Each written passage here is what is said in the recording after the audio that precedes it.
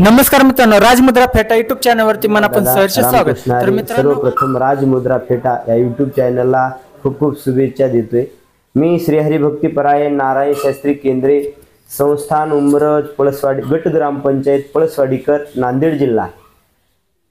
मी महाराष्ट्रामध्ये फिरत असताना आंध्र प्रदेश, कर्नाटक, तेलंगणा, गुजरात आदी राज्यांमध्ये जगन्नियंत्या पांडुरंग परमात्म्याची सेवा करत असताना वयाच्या 23 वर्षापर्यंत जगन्नियंत्या पांडुरंग परमात्म्याचे पताका खांद्यावरती घेऊन जीवनाचा प्रवास करतोय. आणि तोच भागवत धर्माचा प्रचार आणि प्रसार करण्याच्या माध्यमातून आज सातारा जिल्हा आणि सातारा जिल्ह्यामध्ये मान तालुका भगवान भोलेनाथाच्या पादस्पर्शाने पुनी झालेली भूमी, अर्थात मोठा महादेवाच्या पादस्पर्शाने पुनी झालेली भूमी, 15 किलोमीटर अंतरावरती असणारं राष्ट्रसंत भगवान बाबा गडकर यांच्या पादस्पर्शाने पुनी झालेली भूमी, अर्थात श्री क्षेत्र झाशी नावाचं गाव. आणि गावामध्ये आजची ही 18 जानेवारीची भगवान बाबा आणि वामनभाऊ आणि राष्ट्रसंत भगवान बाबा गडकर व लोकनेते गोपीनाथरावजी मुंडे साहेब यांच्या पुण्यस्मरणाच्या नैमित्याने ही कीर्तनरूपी सेवा होती. आणि ती सेवा करण्यासाठी आम्ही गावात पोहोचलो. आणि राष्ट्रसंत भगवान बाबाच्या पुण्यस्मरणाच्या नैमित्याने समस्त गावकरी मंडळ, आयोजक, नियोजक, सप्ताह कमिटी आणि तरुण बांधव या सगळ्यांच्या वतीने अतिशय गोड नियोजन केलं. हजारोच्या जनसंख्येने या ठिकाणी अन्नदान आणि ज्ञानदानाचा लाभ घेण्यासाठी मंडळी ही उपस्थिती होती. आणि आज योगायोग आहे, माझा परमयोग आहे की माझ्याही सोबत महाराष्ट्रातील सुप्रसिद्ध, ज्यांनी संपूर्ण नांदेड जिल्ह्याला, परभणी जिल्ह्याला वेळ लावले असे भजन सम्राट संजयजी महाराज नागरगोजे, आमचे ज्येष्ठ मार्गदर्शक बंशीधर महाराज नागरगोजे, आणि विशेषतः दूध शक्ररा योग म्हणावा लागेल, योगायोग 15 दिवसाची सुट्टी काढून आलेले माझ्यावरती बंधुवत प्रेम करणारे आमचे मोठे भाऊजी श्री ज्ञानेश्वर पाटील गित्ते, इंडियन आर्मी, तेही या ठिकाणी उपस्थित आहेत. आमचा हा प्रवास करून या ठिकाणी उपस्थित झालो. आणि निष्णात माझ्यावरती प्रेम करणारे झाशी गावचे आमचे खाडेदादा, श्री खाडेदादा यांच्या माध्यमातून इथपर्यंत पोहोचण्याचा योग आहे. अतिशय कीर्तन छान पद्धतीने हजारोच्या संख्येमध्ये झालं. कारण भगवान बाबांनी जो संदेश सर्वसामान्य जनतेला दिलेला आहे, वाडीवरती जाऊन, तंड्यावरती जाऊन, वस्तीवरती जाऊन भगवान बाबा एकच म्हणायचे, वेळ प्रसंग पडला तर 1 एकर विका, वेळ प्रसंग पडला तर 1 एकर विका, पण लेकरं मात्र 100% शिकवा. आणि हे जे काम ज्यांनी भगवान बाबाचा मूळ मंत्र घेतलाय त्या प्रत्येकाच्या घरामध्ये आज क्लास 1 आणि क्लास 2 चे अधिकारी. तुम्ही महाराष्ट्रच नाही तर 8 राज्यात फिरा, जिथे जिथे भगवान बाबांनी हा मोलाचा संदेश दिलाय तिथं हेच भगवान बाबांनी सांगितलं. आणि त्याच भगवान बाबाची आज पुण्यस्मरण 18 जानेवारी 1965 ला भगवान बाबा आपल्यातून जगन्नियंत्या पांडुरंग परमात्म्याकडे आपली प्राणज्योत त्यांना समर्पित करून ते निजधामाला गेले. आणि ते कीर्तीच्या रूपाने आज आपल्या माध्यमातून येत आहेत. आणि नवल याचा आहे, भगवान बाबा मराठवाड्यामध्ये असणाऱ्या बीड जिल्ह्यामध्ये जन्माला आले. बरं, बीड जिल्ह्यामध्ये जन्माला आले, पण भगवान बाबाच्या जे ज्ञानाचे पाठ आहेत, भक्तीचे पाठ आहेत, वैराग्याचे पाठ आहेत, ते संपूर्ण महाराष्ट्रामध्ये, आंध्र प्रदेश, कर्नाटक, तेलंगणा 8 राज्यात फिरले. यात नवल नाही, महाराष्ट्रामध्ये सुद्धा ते पाठ पूर्व दिशेला न वाहता उलट्या दिशेला वाहत ते मग महाराष्ट्रातून पुन्हा परभणी असेल, नांदेड असेल, लातूर असे वाहत उस्मानाबाद, धाराशिव करत करत ते सातारामध्ये मान तालुक्यामध्ये येऊन छोट्याशा 5000 लोकसंख्येच्या झाशी गावामध्ये भगवान बाबाच्या ज्ञानाचे पाठ आले. म्हणून भगवान बाबा बद्दल असणारं प्रेम झाशी गावकऱ्यांनी एवढं प्रगट केलं की त्यांचं करावं तेवढं कौतुक कमी. आणि योग की भगवान बाबाच्या पुण्यस्मरणाच्या निमित्ताने समस्त गावकरी मंडळ झाशी सातारामधून भगवान बाबाची पुण्यतिथी आणि स्वर्गीय लोकनेते गोपीनाथरावजी मुंडे साहेबांची पुण्यतिथी फार मोठ्या उत्सवामध्ये गावामध्ये साजरी केली. कारण मुंडे साहेब जरी आज आपल्यामध्ये नसतील तरी मुंडे साहेबांनी दिलेले विचार मात्र आपल्या सगळ्यांच्या रक्तामध्ये आहेत.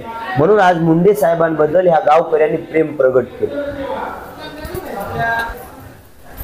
आज महाराष्ट्राचा विचार केला असता महाराष्ट्रामध्ये जातीपातीचं राजकारण केल्या जाते.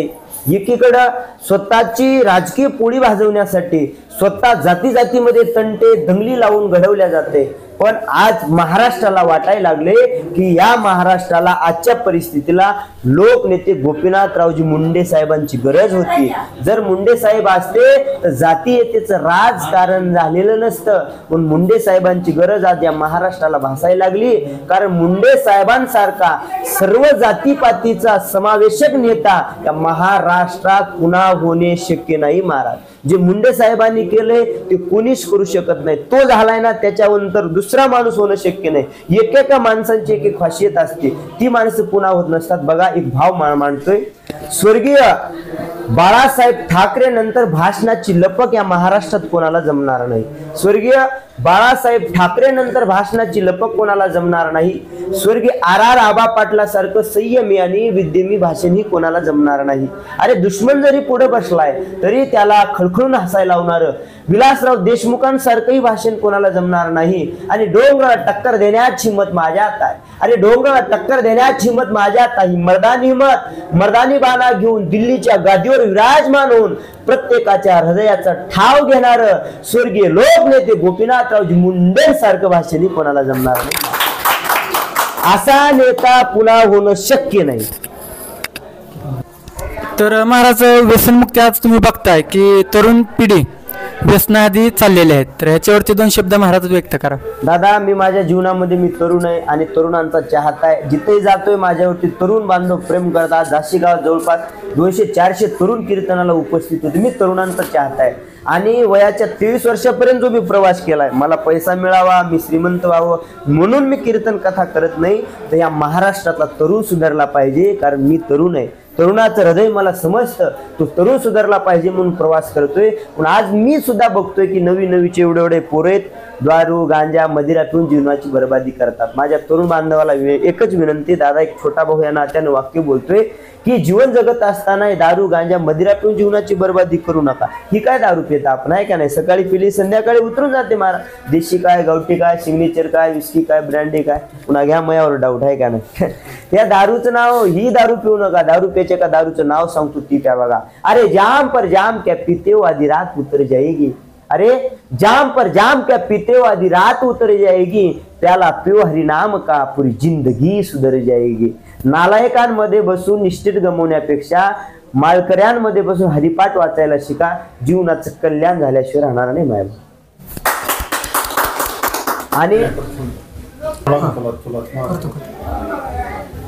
आज जमलेल्या माझ्या हजारो तरुण बांधवाला एक माझी विनंती आहे दादा, की आज तरुण व्यसनाच्या आहारी चाललाय म्हणून व्यसन सोडा आणि जीवनामध्ये परमार्थाकडे या आणि परमार्थाकडे येऊन जीवनाची योग्य वाटचाल करायला शिका. आणि विशेषतः तरुणांनी एकत्र यायला पाहिजे, कारण आज तरुण विस्कटल्या चाललाय. तरुणाचे विचार वेगळे झाले. तरुण जर एकत्र आला, तरुणांमध्ये किती ताकद ते सांगतोय.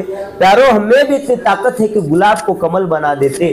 प्यारो हमें भी इतनी ताकत है कि गुलाब को कमल बना देते, पूरे जग में भगवाई भगवा फैला देते.